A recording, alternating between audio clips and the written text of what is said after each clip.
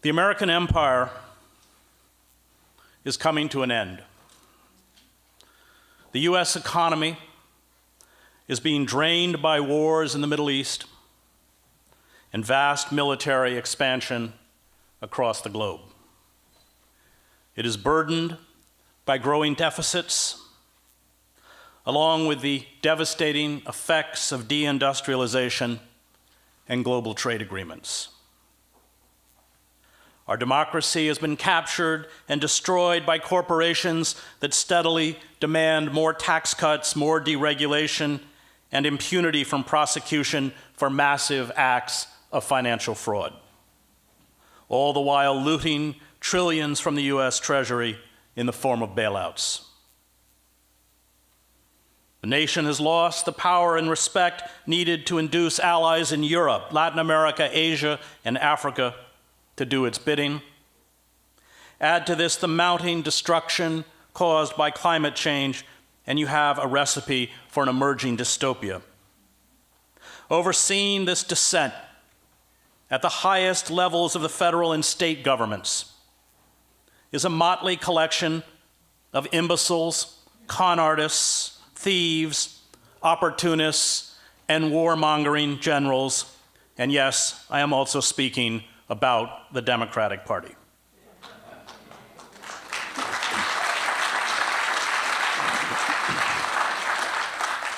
The empire will limp along, steadily losing influence until the dollar is dropped as the world's reserve currency, plunging the United States into a crippling depression and instantly forcing a massive contraction of our military machine.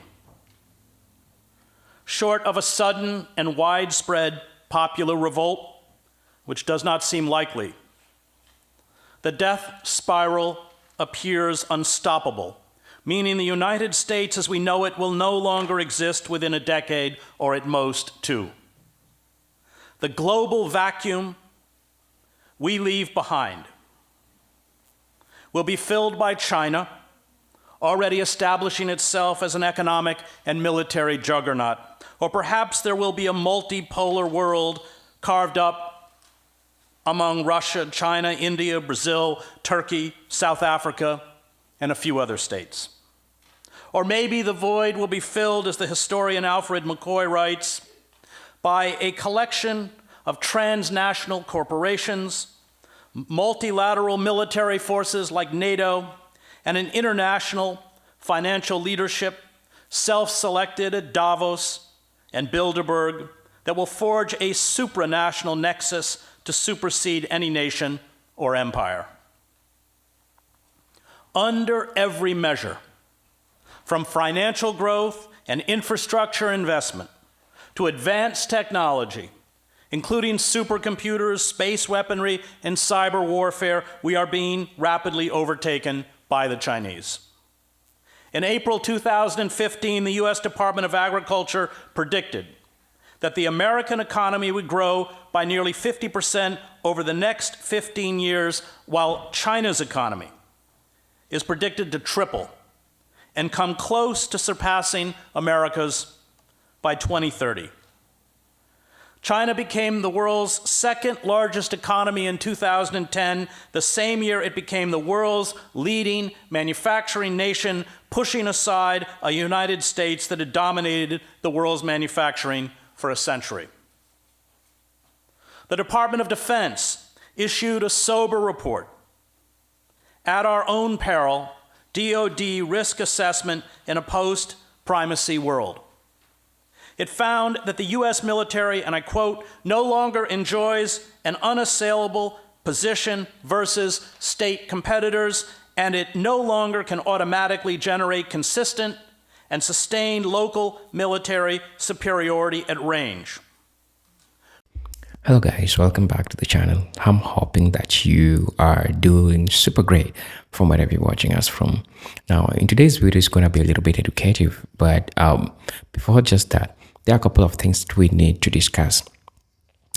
What has happened in the United States of recent really shows you that the United States has really vowed for racism. And this also shows you how racism is expensive, because majority of the people who voted Mr. Donald Trump, they voted because it was going against a black person.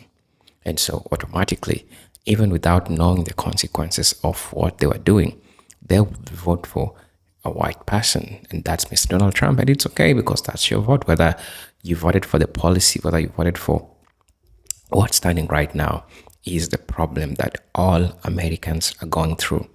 Everyone is facing fascism. There is so much deportation. There is so much things, there's so many things that are happening, and a lot of people are getting hit with this. Now, even the people that made the decision of choosing Mr. Donald Trump himself, they are now crying about the economy. They're now crying their farms are going. They're now crying their friends, their wives, their husbands have been deported. But yet, this wasn't something that they made look. And when you compile all these things all shows you that the United States is facing a decline. Or if it's not facing, it has already declined. People are just trying to salvage what's already sunk. Now, when we talk about Chris Hedge, because he's the one who is going to be presenting in this video, and I hope you understand from the perspective that he's giving. Keen enough, he's talking to a white audience. I didn't see a black person in that audience. This means that they're trying to warn their brothers and sisters for the consequences of things that happen. And it's okay, because as I know, 70% or 72% of white Americans voted Mr. Donald Trump. And it's okay, because at the end of the day, that's their civic right. That's what they're supposed to be doing. But again, when we look with the consequences, right now they're trying to find the solution and pointing out fingers, right, to what happened. But it's okay, because this is educational to also my black audience.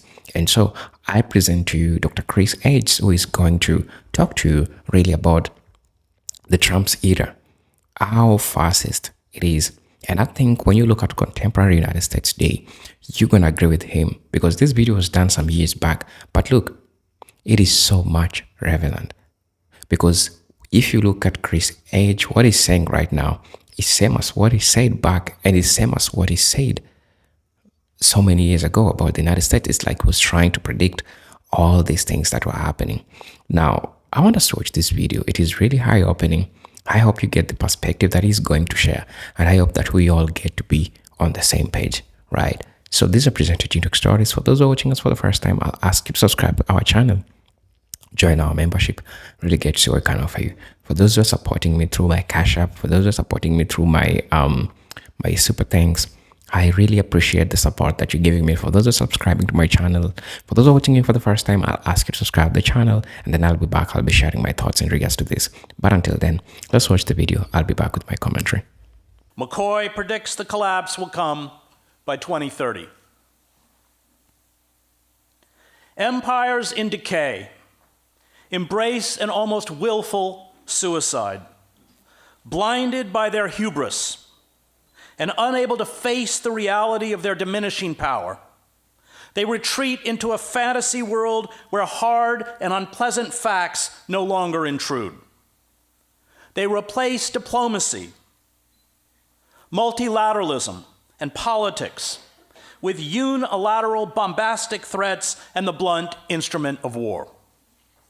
This collective self-delusion saw the United States make the greatest strategic blunder in its history, one that sounded the death knell of the empire, the invasion of Afghanistan and Iraq.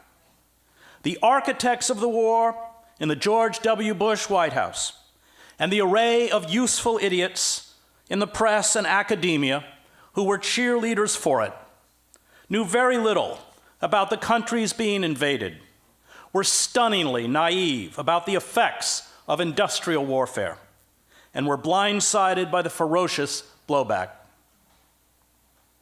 They stated and probably believed that Saddam Hussein had weapons of mass destruction, although there was no valid evidence to support this claim. They insisted that democracy would be implanted in Baghdad and spread across the Middle East, They assured the public that US troops would be greeted by grateful Iraqis and Afghans as liberators. They promised that oil revenues would cover the cost of reconstruction. They insisted that bold and quick military strikes, shock and awe, would restore American hegemony in the region and dominance in the world. But it did the opposite. As Zbigniew Brzezinski noted, this unilateral war of choice against Iraq precipitated a widespread delegitimation of US foreign policy. Historians of empire call these military fiascos a feature of all late empires, micro-militarism. The Athenians engaged in micro-militarism when during the Peloponnesian War they invaded Sicily, suffering the loss of 200 ships and thousands of soldiers and triggering revolts throughout the empire. Britain did this in 1956 when it attacked Egypt in a dispute over the nationalization of the Suez Canal and then quickly had to withdraw in humiliation, empowering a string of Arab nationalist leaders such as Egypt's Gamal Abdel Nasser, and dooming British rule over the nation's few remaining colonies.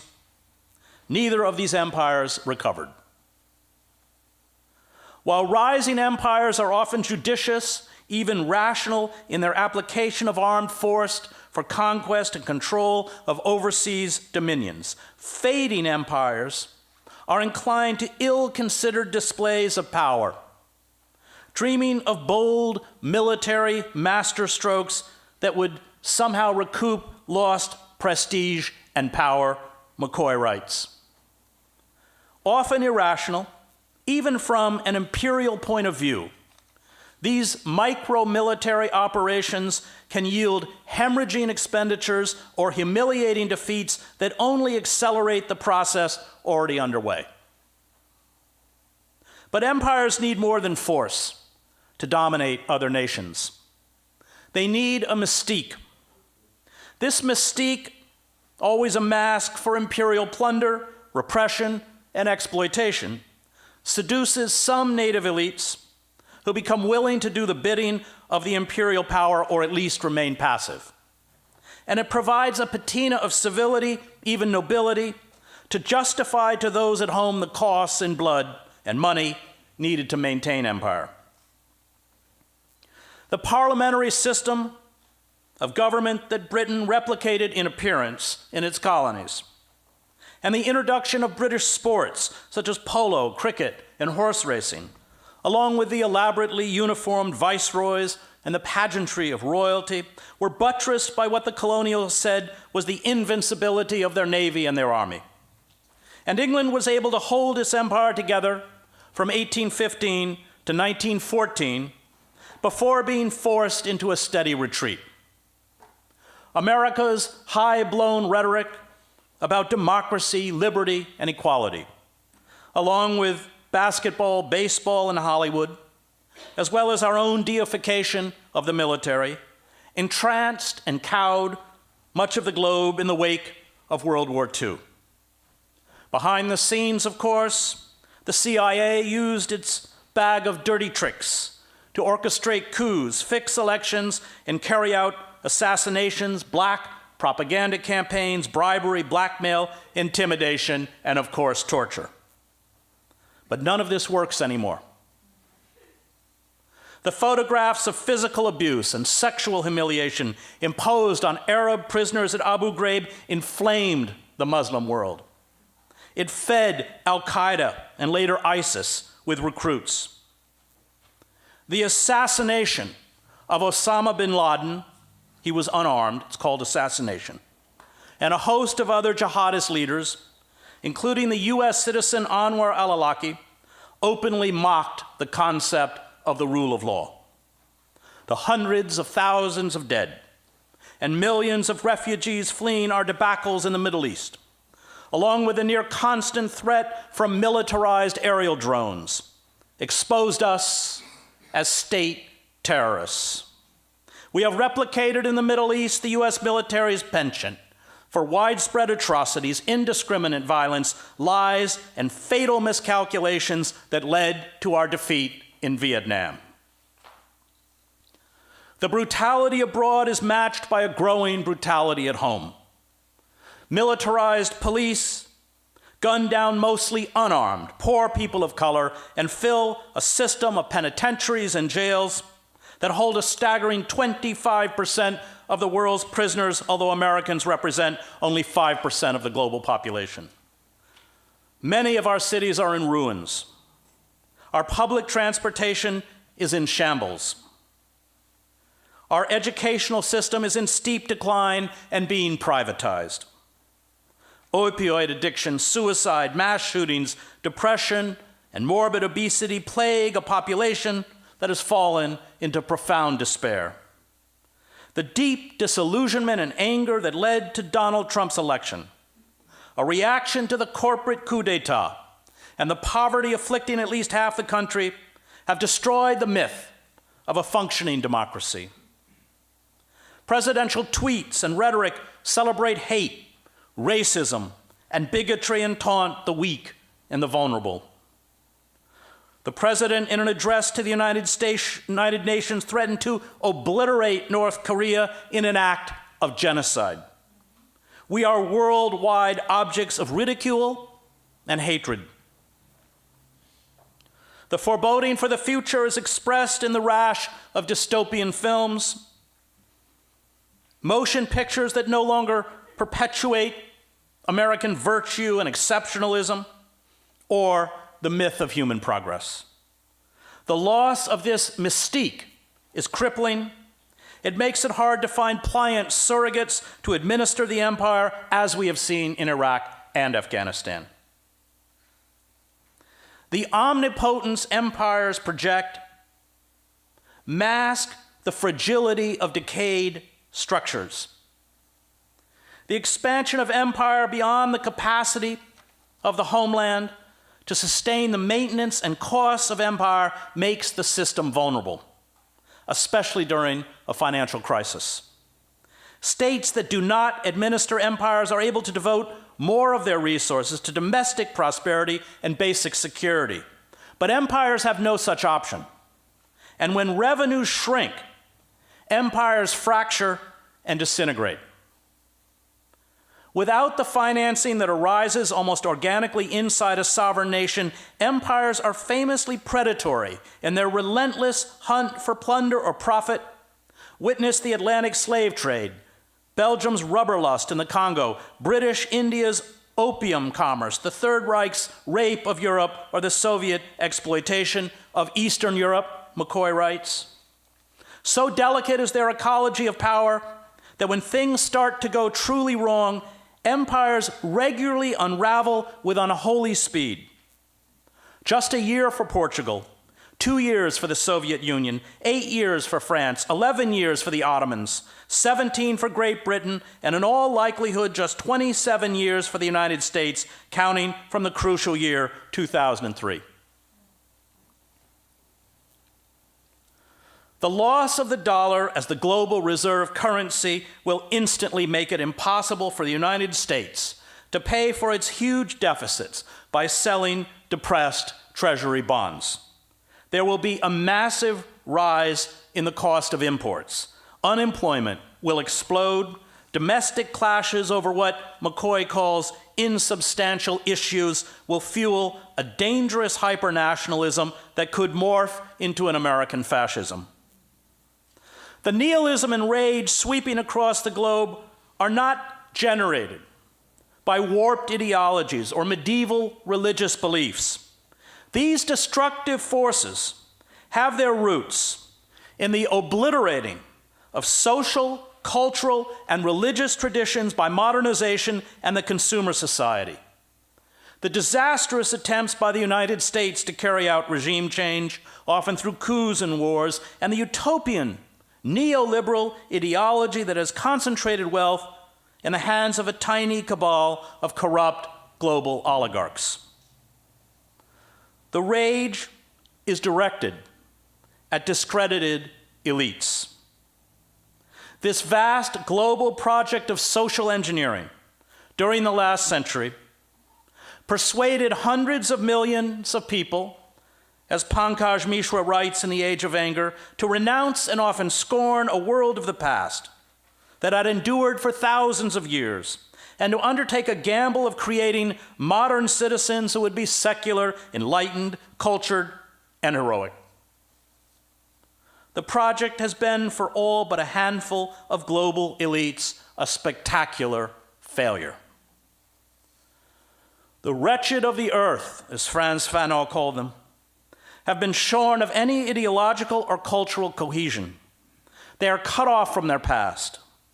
They live in crushing poverty, numbing alienation, hopelessness, and often terror.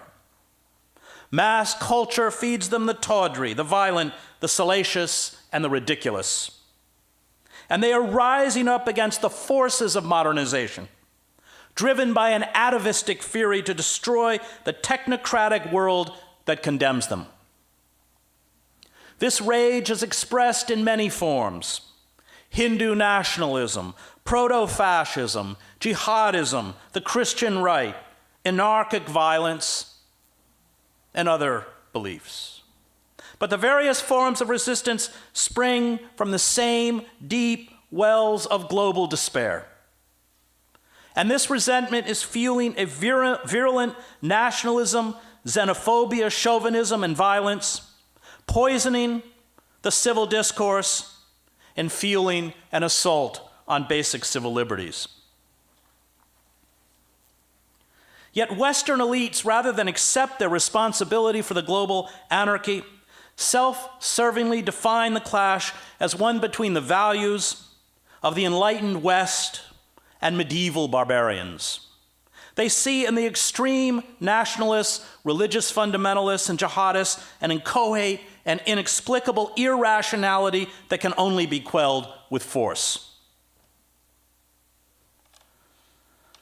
They have yet to grasp that the disenfranchised do not hate us for our values. They hate us because of our duplicity, use of indiscriminate industrial violence on their nations and communities, and our hypocrisy. The dispossessed grasp the true message of the West to the rest of the planet. We have everything, and if you try to take it away from us, we will kill you. The more the Western elites are attacked, the more they too retreat into a mythological past, self-glorification, and willful ignorance.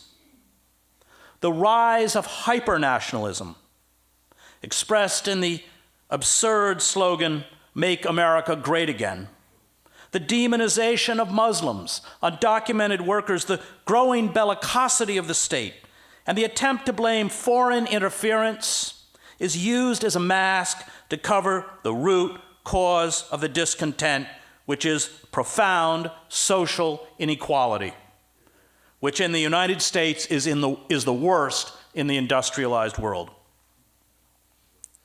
Huge segments of the world have been cast aside by globalization, treated in an age of corporate capitalism as human refuse. And their rage is expressed in the kind of anarchic and nihilistic violence that characterized another era of vast inequality, the end of the 19th century and the beginning of the 20th century. Our rash of mass shootings at schools, churches, concerts, malls, and cinemas, our reaction to the lies fed to workers across the globe by the architects and ideologues of corporate capitalism. These lies, fueled by an arms industry that has saturated the country and the planet with weapons, have spawned homegrown terrorists that have carried out indiscriminate killings at the Boston Marathon, a South Carolina church, Tennessee military facilities, and a Texas Army base. The proponents of globalization promised to lift workers across the planet into the middle class and instill democratic values and scientific rationalism. Religious and ethnic tensions would be alleviated or eradicated. The global marketplace would create a peaceful, prosperous community of nations. All we had to do was get government out of the way and kneel before market demands, held up as the ultimate form of progress and rationality. Neoliberalism, in the name of this absurd utopia, stripped away government regulations and laws that once protected the citizen from the worst excesses of predatory capitalism. It created trade agreements that allowed trillions of corporate dollars to be transferred off into offshore accounts to avoid taxation, jobs to flee to sweatshops in China and the global South, where workers live in conditions that replicate slavery. Social service programs and public services were slashed or privatized. Mass culture, including schools and the press, indoctrinated an increasingly desperate population to take part in the global reality show of capitalism. What we were never told was that the game was fixed. We were always condemned to lose.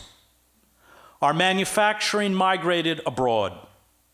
General Motors, for example, pays Mexican workers in Monterrey $3 an hour without benefits to make cars and trucks. American workers with unionized wages that came with benefits were cast aside. Wages have declined, our working class is impoverished, endless war is a lucrative business, and the world's wealth has been seized by global oligarchs. Kleptocracies such as the one now installed in Washington brazenly loot the nation's wealth. Democratic idealism is a joke, and we are knit together only by commerce and technology, forces that Hannah Arendt called negative solidarity. Nowhere is this more true than with the modern calls for jihad by self-styled Islamic radicals, most of whom have no religious training and who often come out of the secularized criminal underworld. The jihadist leader Abu Musab Zarqawi, nicknamed the Sheikh of Slaughters in Iraq, was, before he became a radical jihadist, a pimp, a drug dealer, and a heavy drinker. The Afghan-American Omar Mateen, reportedly, was a frequenter of the nightclub in Orlando, Florida, where he massacred 49 people and had been seen there drunk. Anwar al-Awlaki, who preached jihad and was eventually assassinated by the United States, had a penchant for prostitutes. Abu Muhammad al-Adani, a senior leader of the Islamic State when he was killed, called on Muslims in the West to kill any non-Muslim they encountered. These are his words: smash his head with a rock, or slaughter him with a knife, or run him over with your car, or throw him down from a high place, or choke him or poison him. These crude, and I would mention deeply anti-Islamic sentiments, have far more in common with Bakunin's propaganda by deed that characterized the nihilism of the late 19th century. It is updated and amplified in videos and live stream feeds and social media. This anarchic violence fills the void left by the destruction of indigenous beliefs, traditions, and rituals. And as Mishra notes, these jihadists represent the death of traditional Islam rather than its resurrection. It is this rage, this resentment at being left behind, that drives terrorist attacks in Paris, London, and now New York. It is what led Timothy McVeigh to bomb the Alfred P. Murrah Federal Building in Oklahoma City in 1995, killing 168 people, including 19 children, and injuring 684. And when McVeigh was imprisoned in Florence, Colorado, the prisoner in the adjacent cell was Ramzi Ahmed Youssef, the mastermind of the first attack on the World Trade Center in 1993. After McVeigh was executed, Youssef commented, "I have never known anyone in my life who has so similar a personality to my own as his. It is becoming harder and harder to distinguish us from our enemies. Trump, given the political, economic, and cultural destruction carried out by neoliberalism, is not an aberration. He is the result of a market society and capitalist democracy that has ceased to function. An angry and alienated underclass is entranced by electronic hallucinations that take the place of literacy. These Americans take a perverse and almost diabolical delight in demagogues such as Trump that expressed contempt for and openly flout the traditional rules and rituals of a power structure that preys upon them. Similar demagogues like Modi have risen up in India, the Philippines, Poland, Hungary, and other states. And this is almost always a characteristic of the final stage of the some 69 empires that have risen and fallen throughout human history. These demagogues and mythologizers, we see them on Fox News and other right-wing outlets, eschew truth for historical and cultural myth. Reinhold Niebuhr called them the blind fanatics of Western civilization, who regard the highly contingent achievements of our culture as the final form and norm of human existence. The unacknowledged reality is that the process of modernization and colonialization has been accompanied by carnage and bedlam. The rapacious appetite of capitalists and imperialists, as Mishra notes, never considered such constraining factors as finite geographical space, degradable natural resources, and fragile ecosystems. And in carrying out this project of global expansion and modernization, no form of coercion or violence was off limits. Terrorist attacks, such as the flying of the hijacked planes into the World Trade Center, illustrate that those who oppose us are products of our moral universe. They have been schooled well in the art of modern warfare. The dramatic explosions, the fireballs, the victims jumping to their deaths, the collapse of the 2 huge towers in Manhattan were straight out of Hollywood. Where else but from the industrialized world did the suicide hijackers learn that huge explosions and death above a city skyline are a peculiar and effective form of communication? They have mastered the language we taught them. They learned that the use of disproportionate and indiscriminate violence against innocents is a way to make a statement. And we delivered the same incendiary messages in Vietnam. Robert McNamara, the Secretary of Defense in 1965, defined the saturation bombing of the North, which left hundreds of thousands of civilians dead, as a means of communication to the communist regime in Hanoi. And we speak this language in Iraq, Afghanistan, Syria, Pakistan, Somalia, and through our Saudi proxies in Yemen. The roots of even the worst atrocities carried out by jihadists have their origins in our campaigns to colonize and subdue the rest of the world. It was the French colonists who used waterboarding, a technique inherited from the Nazis, on Algerians. We, like the Soviets, turned psychological torture into a science, one we employ in black sites around the world and in our prison system. ISIS, copying the masters of these dark arts, dress their Western hostages in Guantanamo's orange suits and turn on smartphone cameras before beheading their victims, the favored form of execution of Muslims by the Crusaders. If we had not destroyed government authority in Iraq, Afghanistan, Libya, and Syria, leaving vast swaths of territory to criminal gangs, warlords, and ad hoc militias, there would have been no vacuum for these radical jihadists to fill. George Santayana foresaw that America's obsessive, individualistic culture of competition and mimicry would eventually incite a lava wave of primitive blindness and violence. The inability to be self-critical and self-aware, coupled with a cult of the self, would lead to collective suicide. Karl Schorsky, in Fin de Siècle Vienna, Politics and Culture, wrote that Europe's descent into fascism was inevitable once it cut the cord of consciousness.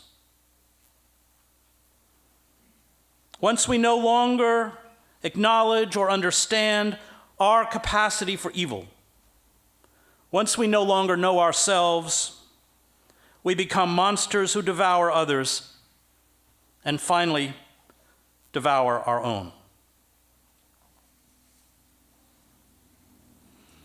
We are paying the price for discarding hundreds of millions of people onto the dung heap of history.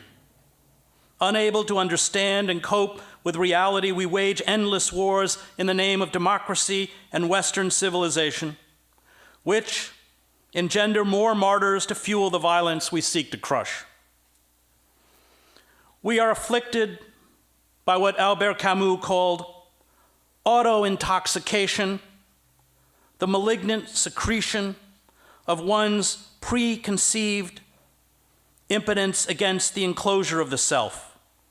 And until this autotoxication is addressed, the rage and violence at home and abroad will expand as we stumble towards a global apocalypse. This slow motion march towards apocalypse is assured. If we refuse to confront the ecocide we are carrying out on the planetary systems that sustain human life. Seas and rivers are being poisoned and emptied of their stocks of fish. Wildfires, droughts, flooding, monster hurricanes, typhoons, and tsunamis, along with soaring temperatures and the evaporation of the polar ice sheets, along with glaciers, ravage the planet. This ecocide exacerbates the breakdown of social structures, fuels the mass migration of the displaced and refugees, which in turn creates more political instability. Unchecked, these forces will lead in many parts of the globe to complete systems breakdown. The greatest existential crisis of our time is to at once accept the tragic reality before us and find the courage to resist. It is to acknowledge that the world as we know it will become harsher and more difficult, that human suffering will expand, but that we can, if we fight back, perhaps reconfigure our lives and our society to mitigate the worst savagery, dramatically reduce our carbon footprint, and save ourselves from complete annihilation. The power elites will do nothing to save us. To be hopeful in bad times is not just foolishly romantic, Howard Zinn wrote. It is based on the fact that human history is a history not only of cruelty, but also of compassion, sacrifice, courage, and kindness. What we choose to emphasize in this complex history will determine our lives. If we see only the worst, it destroys our capacity to do something. If we remember those times and places, and there are so many, when people have behaved magnificently, This gives us the energy to act, and at least the possibility of sending this spinning top of a world in a different direction. And if we do act in however small a way, we don't have to wait for some grand utopian future. The future is an infinite succession of presents.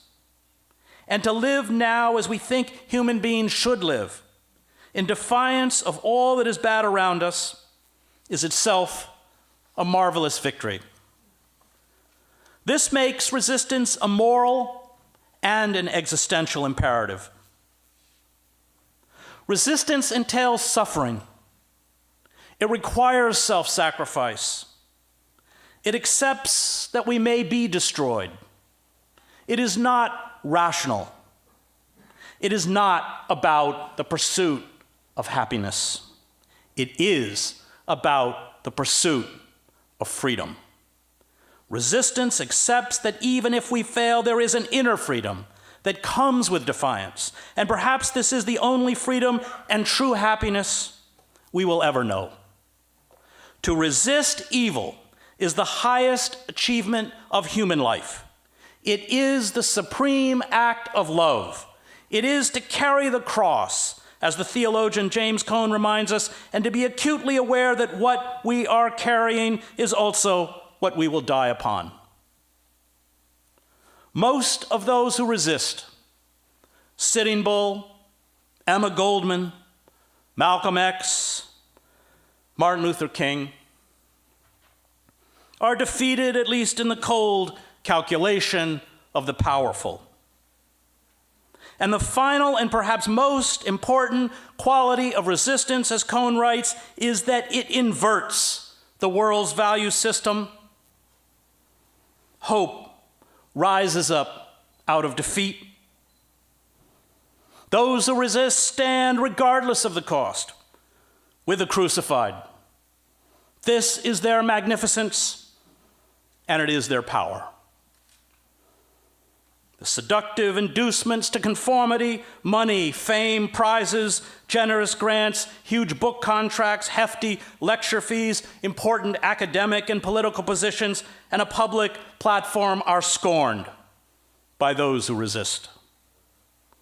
The rebel does not define success the way the elites define success. Those who resist refuse to kneel before the idols of mass culture and the power elites. They are not trying to get rich. They do not want to be part of the inner circle of the powerful. They accept that when you stand with the oppressed, you get treated like the oppressed. The inversion of the world's value system makes freedom possible. Those who resist are free not because they have attained many things or high positions, but because they have so few needs. They sever the shackles used to keep most people in bondage. And this is why the elites fear them. The elites can crush them physically, but they cannot buy them off. The power elites attempt to discredit those who resist. They force them to struggle to make an income. They push them to the margins of society. They write them out of the official narrative. They deny them the symbols of status. They use the compliant liberal class to paint them as unreasonable and utopian. But resistance is not fundamentally political. It is cultural. It is about finding meaning and expression in the transcendent, in the incongruities of life. Music, poetry, theater, and art sustain resistance by giving expression to the nobility of rebellion against overwhelming force. What the ancient Greeks called fortuna, which can never ultimately be overcome. Art celebrates the freedom and dignity of those who defy malignant evil. Victory is not inevitable, or at least not victory as defined by the powerful. Yet in every act of rebellion, we are free.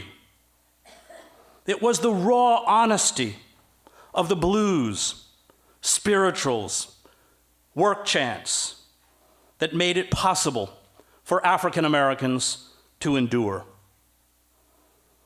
Power is a poison. It does not matter who wields it. The rebel, for this reason, is an eternal heretic. He or she will never fit into any system.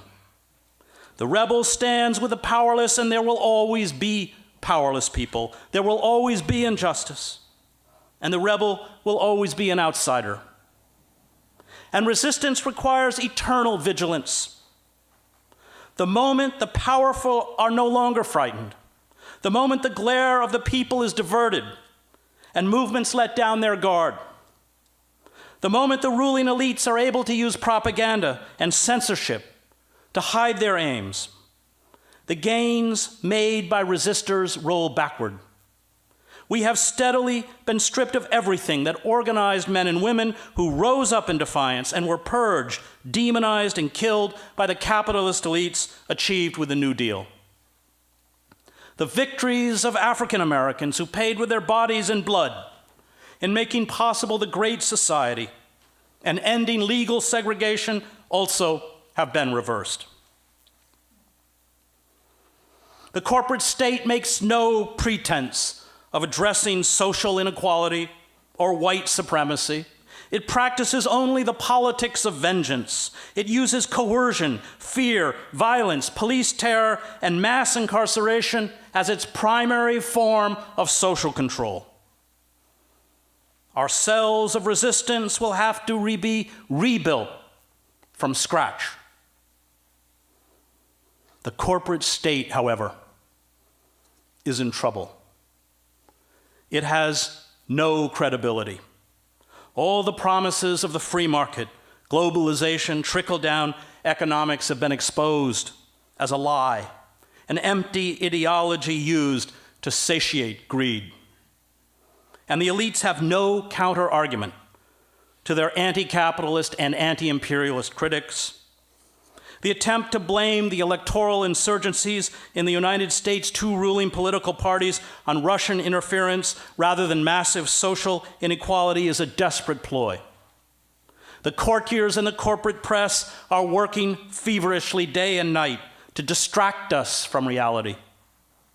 The moment the elites are forced to acknowledge social inequality is the root of our discontent, is the moment they are forced to acknowledge their role in orchestrating this inequality.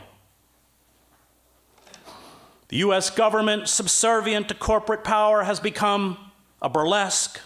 The last vestiges of the rule of law are evaporating. The kleptocrats are pillaging and looting like barbarian hordes. Programs instituted to protect the common good, public education, welfare, and environmental regulations are being dismantled. The bloated military sucking the marrow out of the nation is unassailable. Poverty is a nightmare for half the people.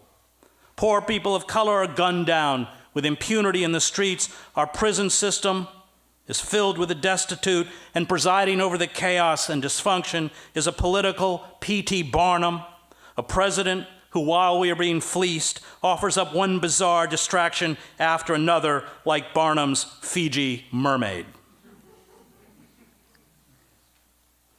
There are no shortage of artists, intellectuals, and writers from Martin Buber and George Orwell to James Baldwin who warned us that this dystopian era was fast approaching. But in our Disneyfied world of intoxicating and endless images, cult of the self, and willful illiteracy, we did not listen. Soren Kierkegaard argued that it was the separation of intellect from emotion, from empathy, that doomed Western civilization. For the soul has no role in a technocratic society. The communal has been shattered, the concept of the common good obliterated. Greed is celebrated, the individual is a god, the celluloid image is reality. The artistic and intellectual forces that make transcendence and the communal possible are belittled or ignored. The basest lusts are celebrated, as forms of identity and self-expression. Progress is defined exclusively by technological and material advancement, and this creates a collective despair and anxiety that feeds and is fed by glitter, noise, and the false promises of consumer culture idols. The desperate or the despair grows ever worse, but we never acknowledge our existential dread.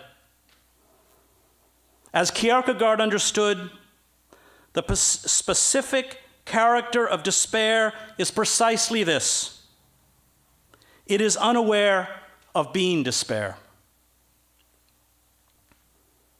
Those who resist are relentlessly self-critical. They ask the hard questions that mass culture, which promises an unachievable eternal youth, fame, and financial success, deflects us from asking. What does it mean to be born? What does it mean to live? What does it mean to die? How do we live a life of meaning? What is justice? What is truth? What is beauty? What does our past say about our present? How do we defy radical evil?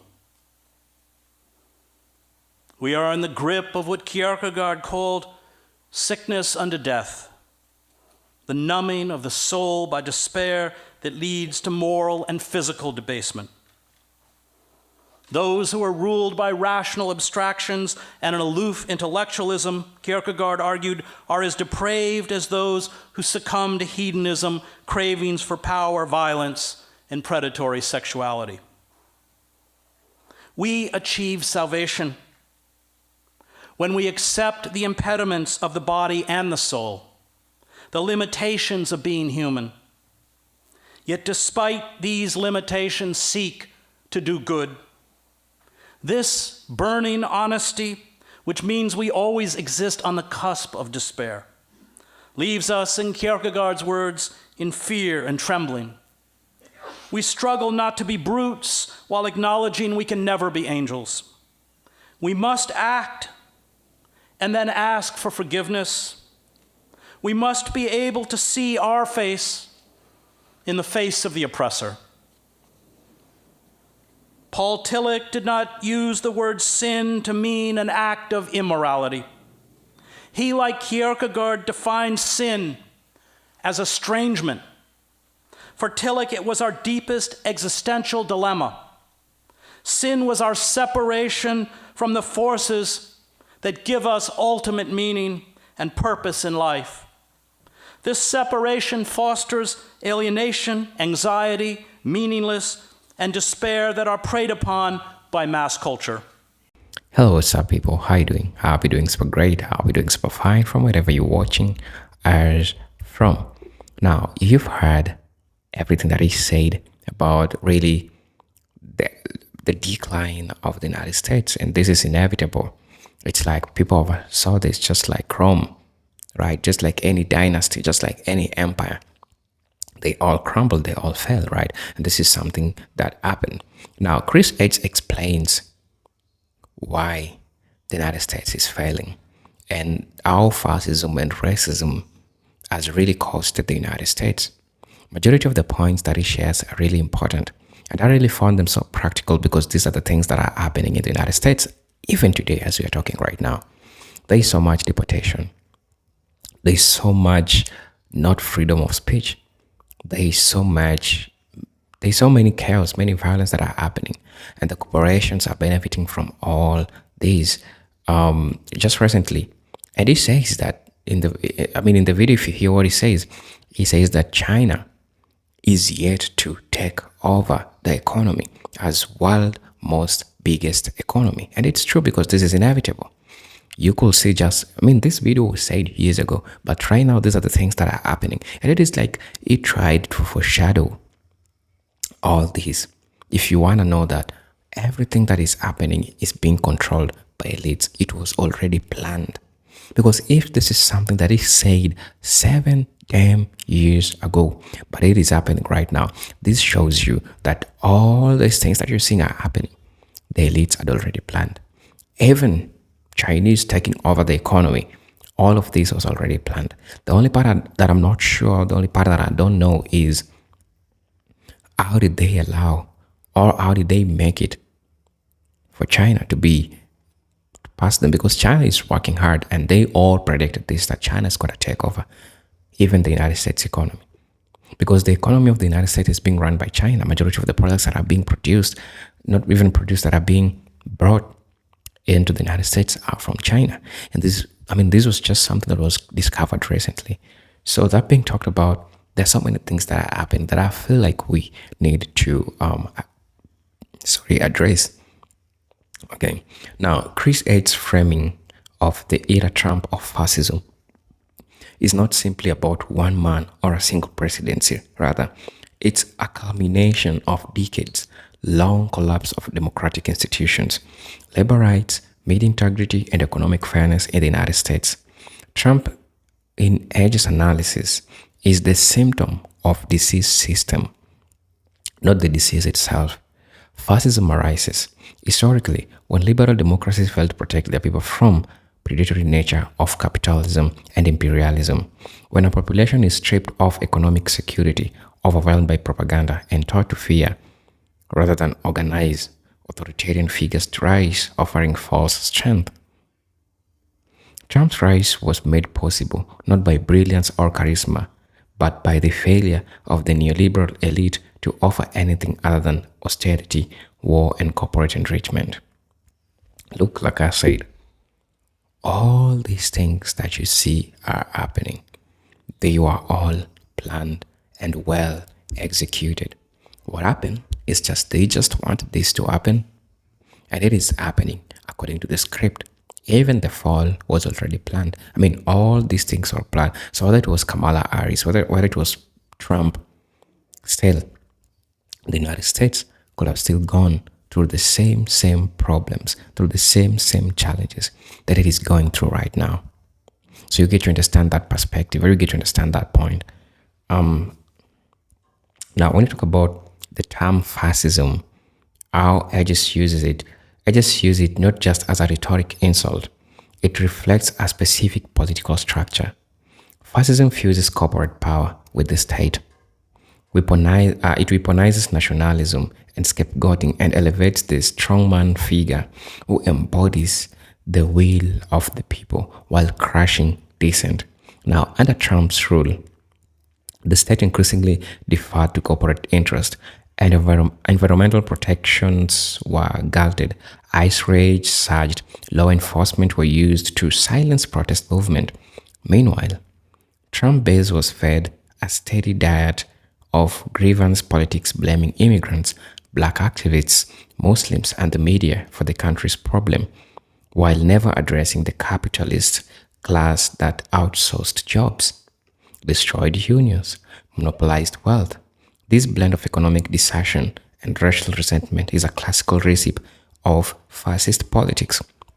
And I'm going to break it down to you. I'm going to make you understand this so simply. Now, when you talk about Trump's era of fascism, this is what happens. Just recently, Trump was trying to remove the museum, the archives, the library that contains the Black history. How did he term the Black history? He termed it as a propaganda. He termed it as something that is trying to disunite the Black people. Now, get to look at this. Black history is the American history. Black people's struggles is the American struggle. This is what Americans have been going through. When we start to look at this, why deny people the right of knowing their past? While you know that history is so well, that's an instance of fascism. There are so many ICE raids that happened. There are so many deportations. Even the citizens of the United States that have born and raised in the United States, which acquired citizenship through naturalization, right? Because they were born there by birth. So tell me why this is not a fascism. So this was the fascist era. A lot of reporting companies are being shut down for speaking the truth, terming it as media that are trying to spread propaganda. Black activists for the longest time have always been seen as the problem, wherein the elites are the ones who have always tried to push for all this instability, right? So this is just a fascist era which is being controlled by people that we cannot see. People who decide to choose the leaders that they put in front of the cameras to talk to you, but they're the ones who control things. These are just people that they push the ballot box so that you get to see images, but they're not the ones who are controlling the economy. They're not the ones who are running the country. They're not the ones who are calling shots. The people who are calling shots are the people that you don't see them on a daily basis. Now, one of the most telling signs of American decline is the total collapse of truth. Now, that's the first thing when you talk about the decline of the United States. Now, Chris Hedges, a former New York Times war correspondent, has repeatedly warned of the post-truth era in which facts no longer matter. A propaganda is normalized. Trump's rise was marked by disinformation about elections, COVID, immigrants, crime, and mainstream media platforms help amplify these lies in the name of profit. This mirrors the conditions that led to fascism in Weimar's Germany, where economic despair and public disillusionment created a fertile ground for charismatic liar to take power. Today, America, millions of people live in alternate realities shaped by algorithms, fake news, and cult-like media figures. When truth dies, democracy cannot survive. Now, I'm also going to be talking about this. Hedges also draw attention to the spiritual and moral decay of the American soul.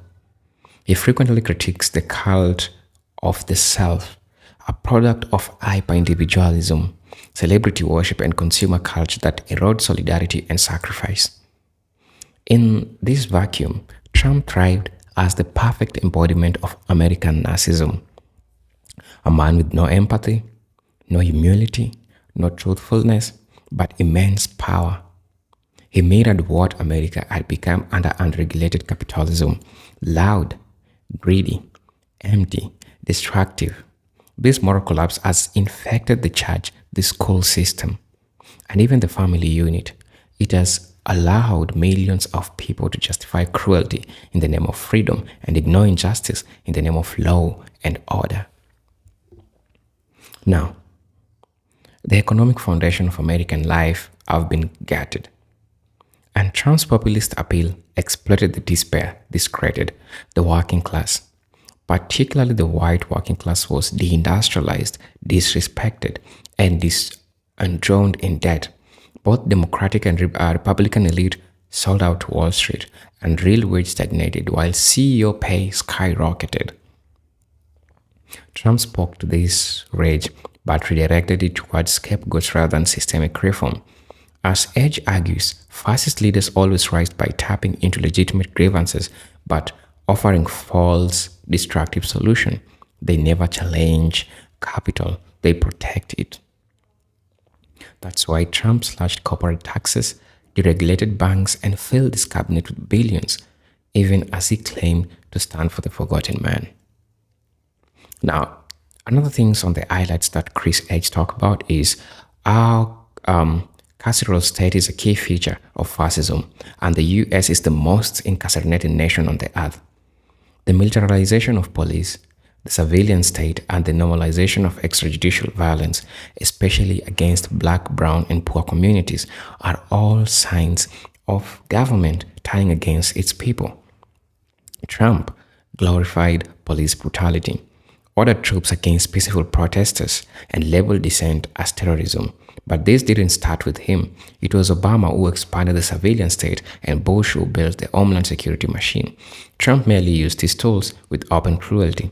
In this regard, the era of Trump represents a public unveiling of powers that were already in place. The fascist state had already been constructed. Now, another dimension of America's decline is imperial overreach and military dependency. Now, Hedges fires critique of U.S. foreign policy.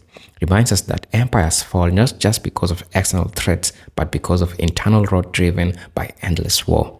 The US spends more on its military than the next 10 nations combined. Yet, its healthcare system is broken, its education system is failing, and its infrastructure is crumbling. Trump promised to end wars but expanded drone strikes, increased Pentagon budgets, and nearly drags the US into conflict with Iran. All of these serves the military-industrial complex while draining the public. Like Rome, before it fell, the US became a war economy, incapable of feeding its own people, but fully capable of bombing the rest of the world. And that's how crazy it is. Okay.